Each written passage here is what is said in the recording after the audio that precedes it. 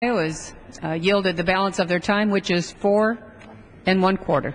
Okay, I thank the gentlelady for yielding, Madam Speaker. Let me start by thanking the Appropriations Committee. I do appreciate the work they've done.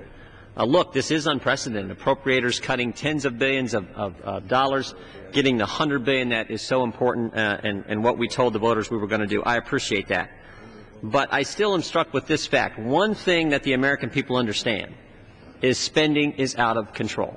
There is no way around it. And several speakers have went through and listed this program that would be impacted, this agency that would be impacted. Look, I understand that. It's not pleasant to reduce spending. I get that. But I always bring it back to what the typical family has to do. Think about the family out there who is making $50,000 a year and spending $85,000.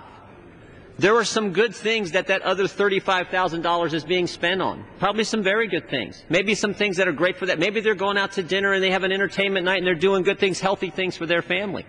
But the point is they're spending more than they're taking in, and they have to cut back, even if some of those things are positive things.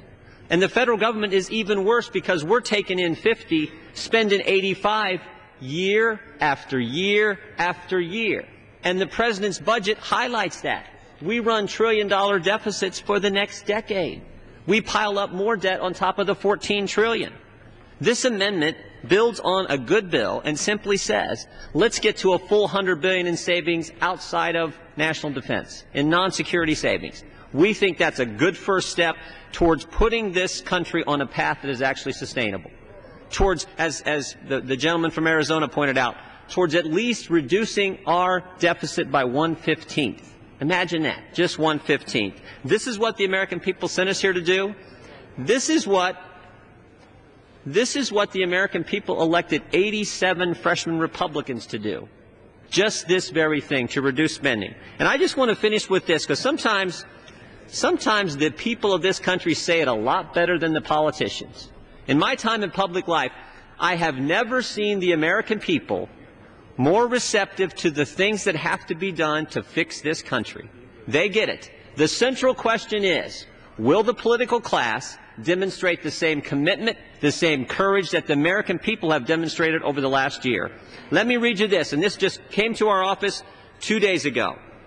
Dear Representative Jordan, my research center receives the majority of its funding from Federal Department of Education sources.